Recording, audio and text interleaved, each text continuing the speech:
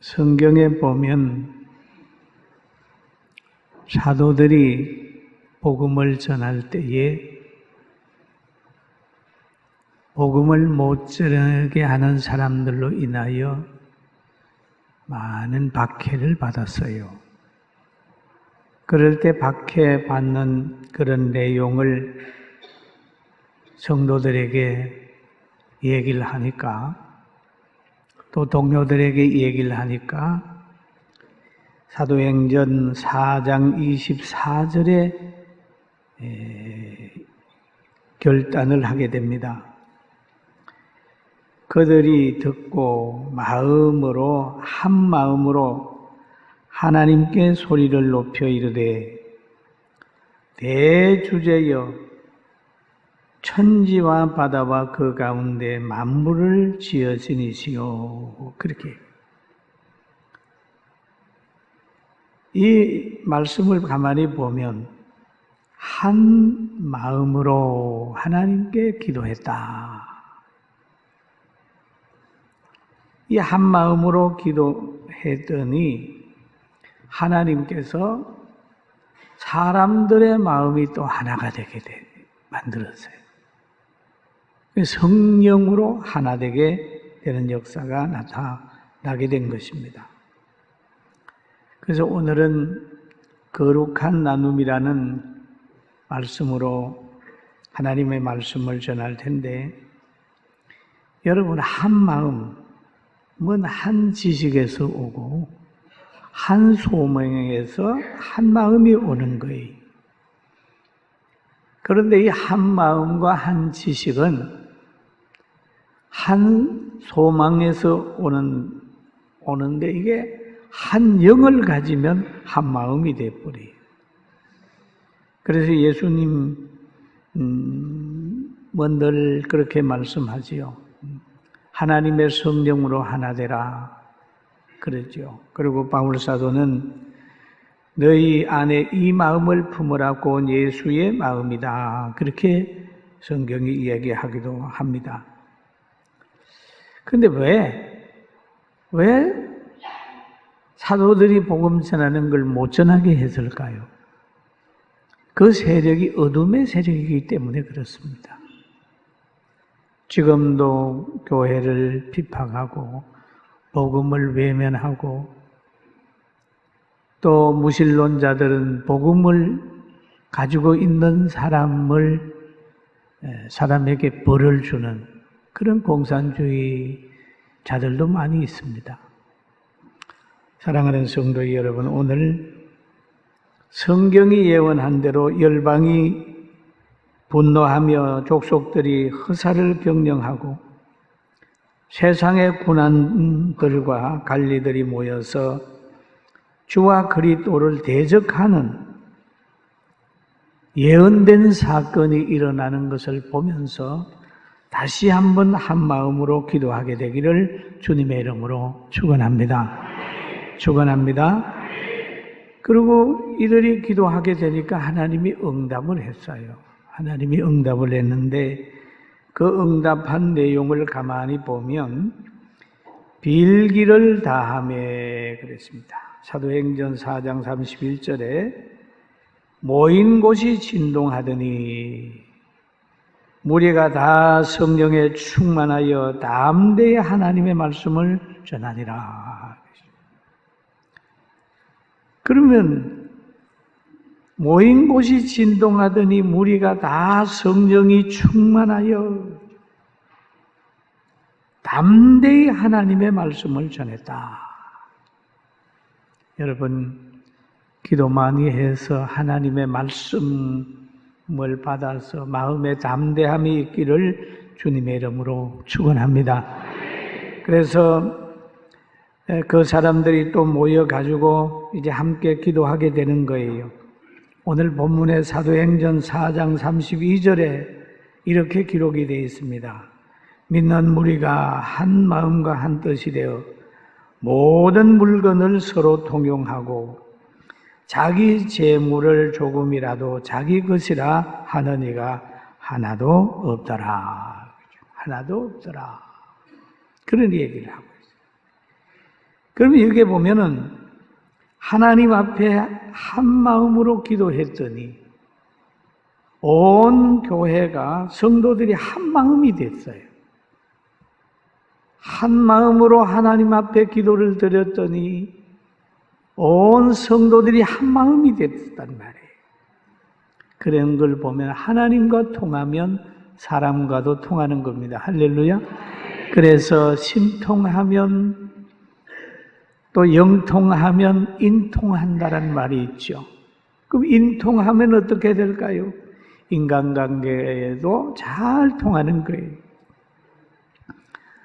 사람끼리 잘 통하게 하려고 친교도 하고 또 체육대회도 운동회도 하고 만찬도 하고 등산도 하고 이렇게 인위적으로 친하려고 노력을 하다가 보면 거기에는 부작용이 생기지만은 하나님 앞에 열심히 기도하고 성령으로 하나 되게 되면 서로 간의 필요를 채워주는 좋은 관계가 된다는 사실을 믿게 되기를 주님의 이름으로 축원합니다.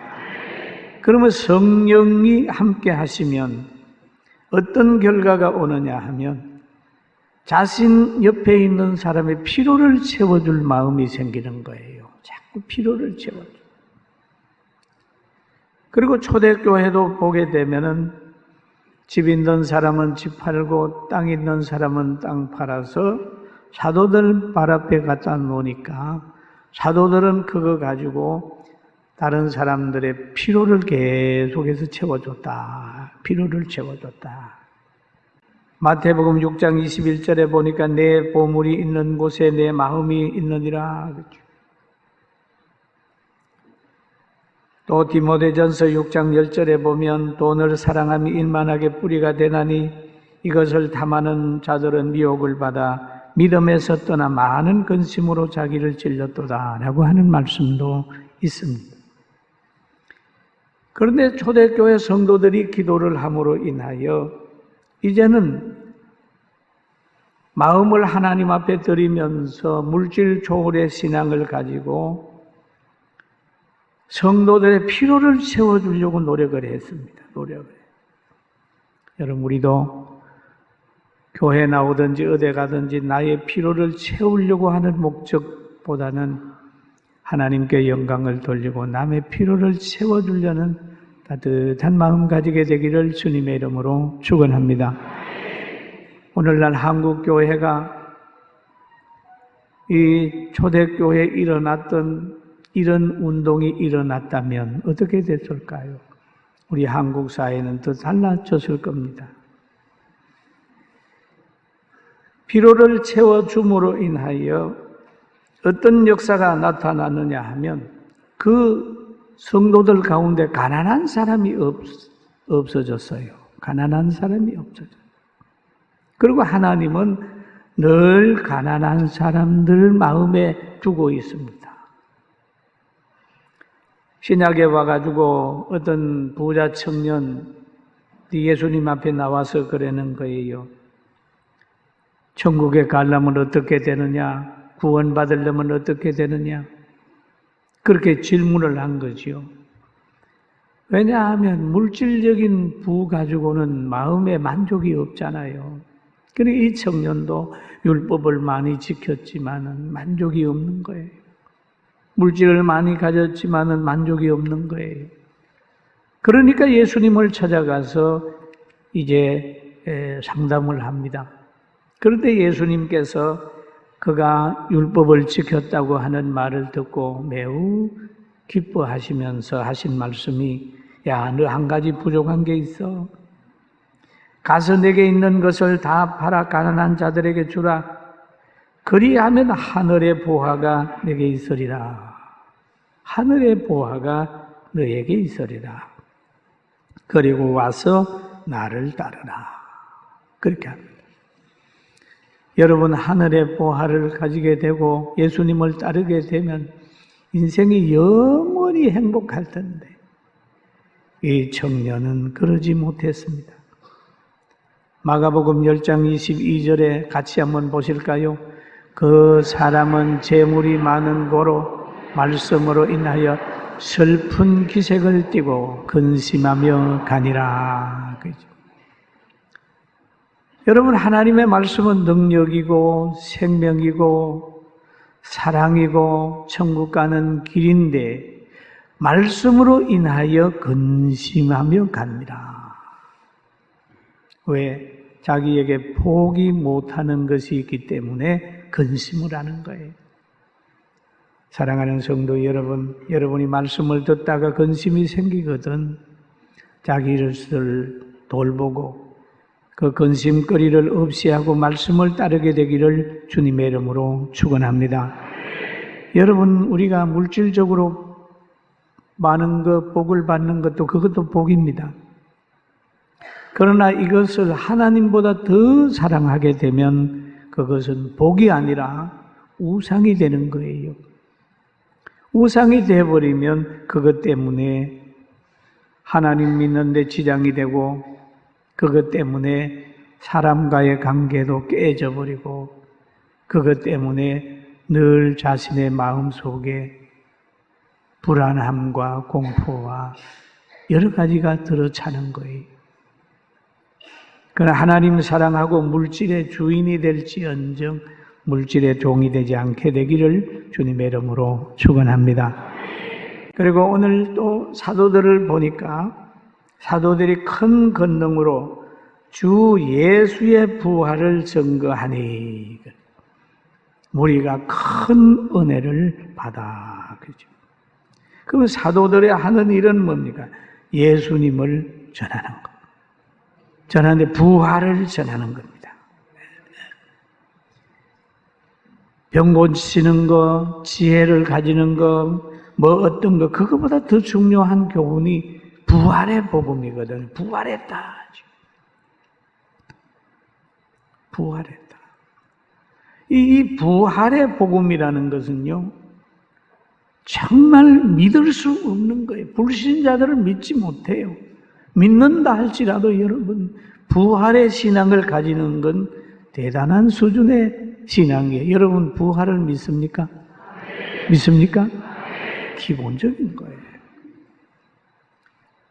그 다음에 이 부활을 믿는 것은 바로 뭐와 같으냐? 동정녀 탄생을 믿는 것만큼 큰 믿음이에요. 신비예요, 신비. 교회는 신비입니다, 신비. 이성을 뛰어넘는 거예요.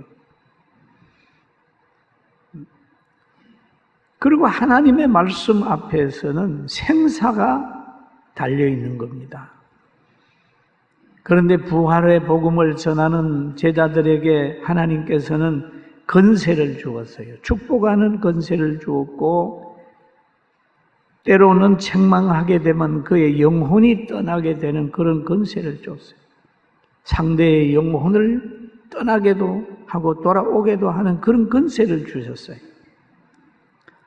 사도행전 5장 9절에 보니까 이런 말씀이 있잖아요. 같이 한번 봅니다. 베드로가 이르되 너희가 어찌 함께 꾀하여 주의 영을 시험하려 하느냐?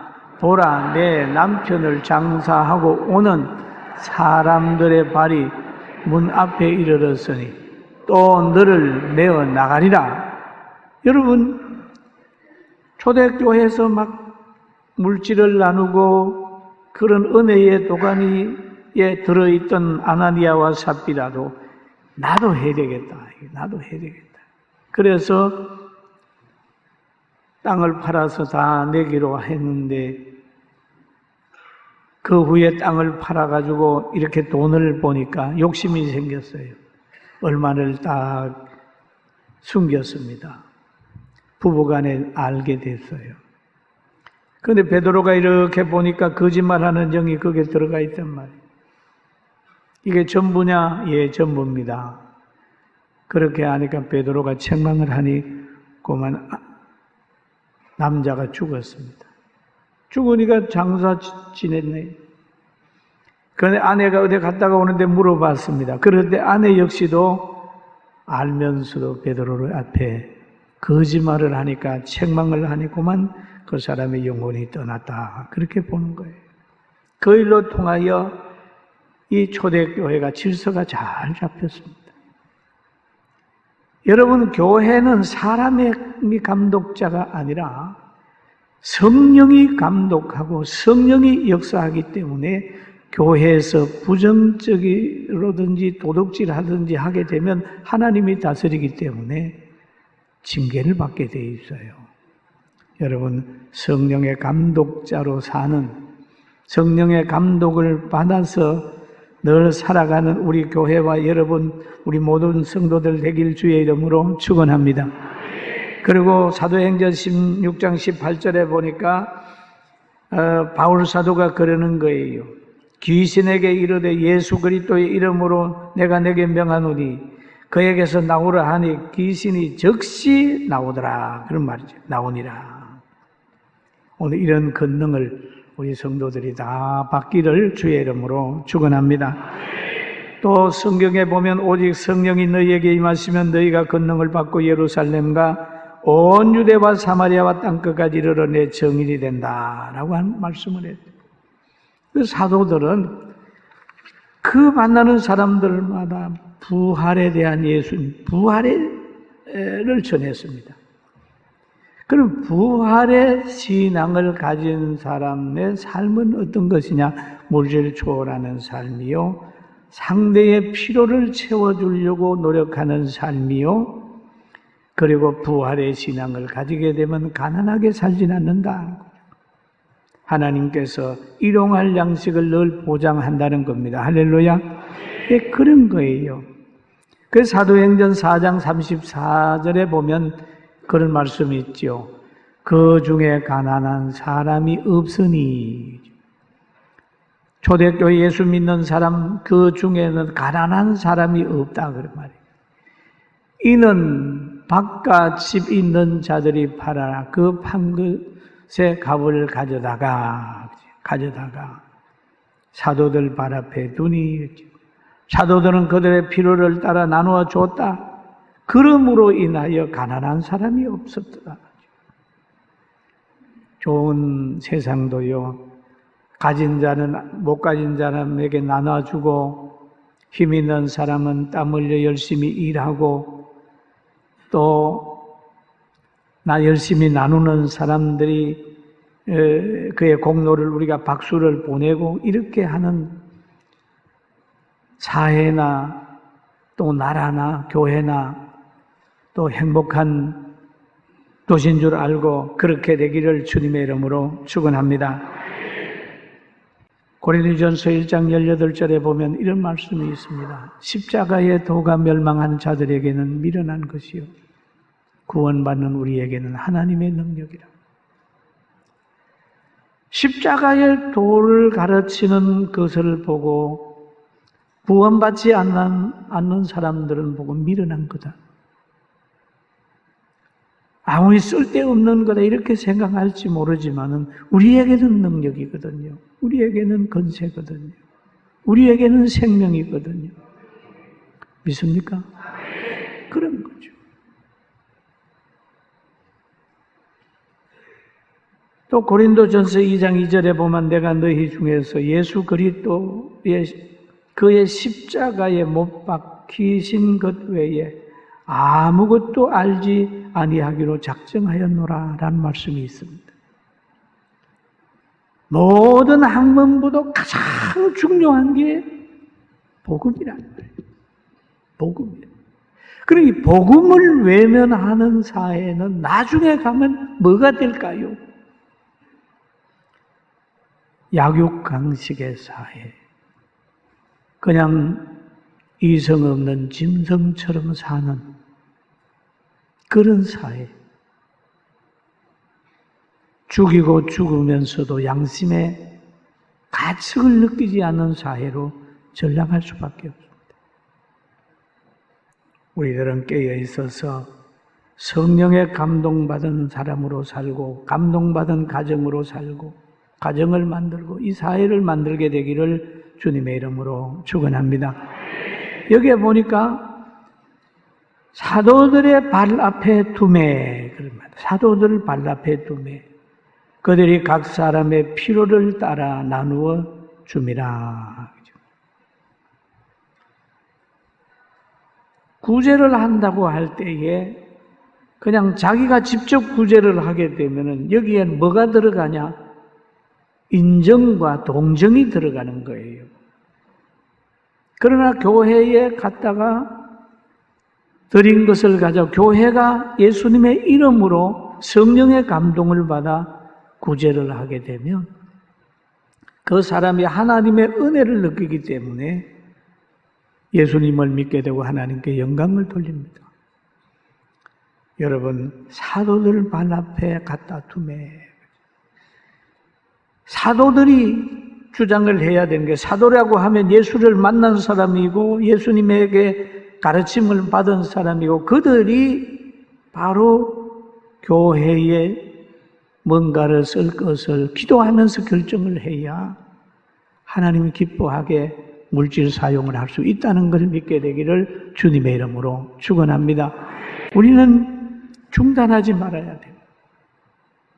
그리고 오늘 본문에 보니까 거룩한 나눔을 계속해서 주님 오시는 날까지 그렇게. 그리고 또 이 초대교회도 그런 역사가 있었지만 구약에도 보면은 물질을 따라갔던 아간 같은 사람은 인생의 실패자가 됐지만은 늘 가난한 사람들을 돌아보는 사람은 부자로 살았어요. 그리고 하나님께서는요, 애굽에서 인재를 길러내고 있다는 걸 여러분 아셔야 됩니다. 애굽에서. 세상이 어렵다. 그 어려운 세상에서 인재가 나오는 거예요. 예수님이 태어나서 피난 갔을 때 어디로 가요? 애굽으로 가요. 요셉이 윈제로 키워질 때는 뭡니까? 애굽 문화 속에서 키워요. 모세가 어디에서 컸나요? 애굽에서 컸어요. 여러분, 교회 안에서의 여러분의 영역이 커지는 게 아니라 오늘 예수 믿는 방법을 배우고 나가서 세상 속에 들어가서 타락하지 아니하고 믿음을 지키면서 그 세상을 이겨갈 때 거기에서 모세 같은 인재가 나오고 요셉 같은 인재가 나옵니다. 세상 두려워하지 말고 세상 속에서 믿음 쓰며 살게 되길 주의 이름으로 축원합니다. 할렐루야! 겁낼 거 없어요. 다니엘도 여러분 보세요. 포로로 잡혀가서 거기에서 역사가 나타났잖아요. 과거에 어떤 사람들이 그런 얘기를 해요. 세상이 너무 악하기 때문에 신앙생활하기 힘들다. 힘드는 거기에서 신앙생활 하는 거예요. 그때 인재가 나오는 거죠. 그 인재가. 교회 와서만 예수 믿는 사람이 아니라 교회에 와서는 예수 믿는 거 배우고 세상에 가서 실력 쌓고 그 실력이 어디로 갑니까? 요셉의 종리의 실력이 바로 야곱의 가정의 보호자로 남았던 것처럼 세상에서 성공하시고 교회의 보호자로 남고 또 교회에 많은 에너지를 주어서 교회가 예수님의 이름으로 성도들의 필요를 제공해주고 이 사회를 바로 세우는데 힘을 쓸 수 있도록 역사하는 우리 성도들 되기를 주님의 이름으로 축원합니다. 여러분, 주님이 함께하는 것 잠시도 잊어버려서 안 됩니다. 지금 우리 나라를 한번 보십시오. 희망이 있나요? 많은 사람이 절망을 얘기합니다만 하나님이 왜 이 안경 주셨을까? 하나님이 이 나라에 우리는 어떤 필요를 채우며 무엇을 지켜낼 것인가 생각을 하고 깨어 성령의 사람으로 생활하고 행하게 되는 여러분과 저가 되기를 주님의 이름으로 축원합니다.